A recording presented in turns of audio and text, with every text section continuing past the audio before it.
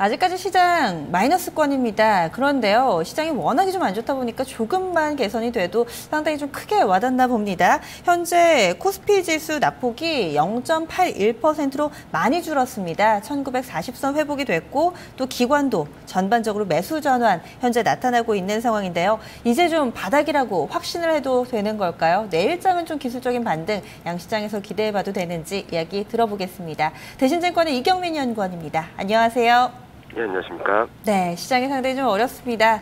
내일장은 어디에 포커스 맞춰볼까요?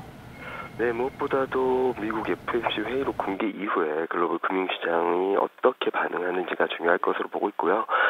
미국 금리 인상 이슈에 대한 민감도가 높아질지 아니면 완화될지 그 부분을 체크하실 필요가 있겠습니다. 그리고 무엇보다도 중국 증시의 하락 변동성이 좀 잦아들 수 있을지에 포커스를 맞출 필요가 있습니다. 오늘 장 후반 코스피 반등 시도에 있어서도 중국 증시 낙폭 축소 흐름이 어느 정도 영향을 미치고 있기 때문에 중국 증시가 급락세에서 벗어나 약세 분위기에서 벗어나 상승 반전할 경우 코스피도 그리고 코스닥도 좀 안정을 찾아갈 것으로 보고 있습니다.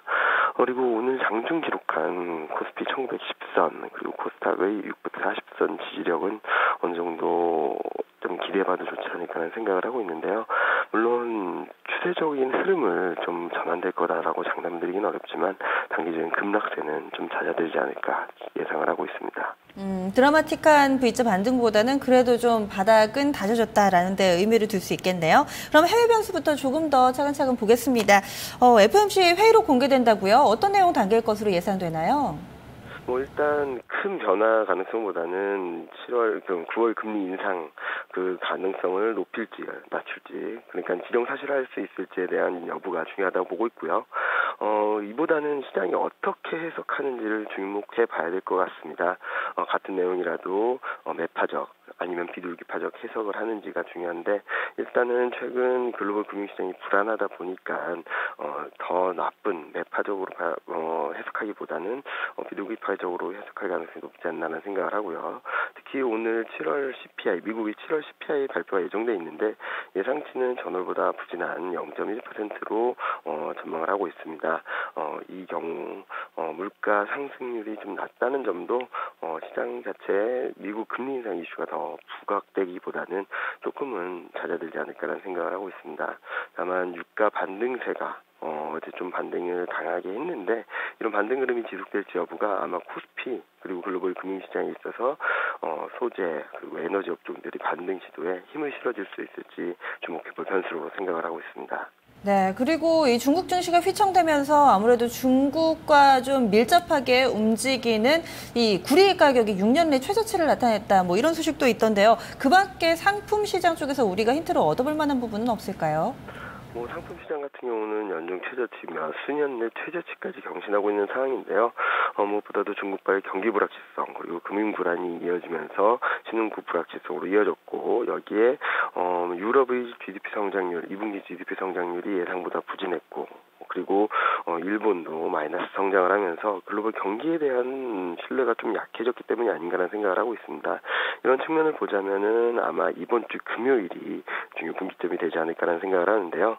중국 차이신 PMI 그리고 유럽 PMI 발표가 예정돼 있어서 이 지표를 통해서 반등 시도해야 할지 그리고 그동안의 경기 불확실성이 완화될 가능성이 높지 않나라는 생각을 하고 있습니다. 상품과 관련해서는 주 후반의 경제지표 눈여겨보겠습니다. 그럼 전반적으로 내일 우리 증시 좀 반등 나올까요? 어떻게 예상하세요?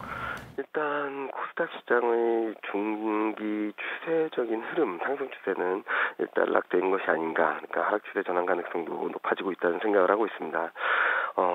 따라서 지금 현재 시점에는 많이 떨어졌다고 적극적으로 매수하기보다는 지금 현재로서는 저점을 다져나가고 그리고 어디서 저점을 확인하는 여부를 좀 체크하실 필요가 있겠고요. 물론 단기 급락에 따른 기술적 반등이 가능하지만 반등 시 추격 매수 아니면 따라가는 전략보다는 리스크 관리에 집중하실 필요가 있겠습니다. 반면에 코스피 시장 같은 경우는 좀 변화가 나타나고 있다고 생각을 하고 있는데요.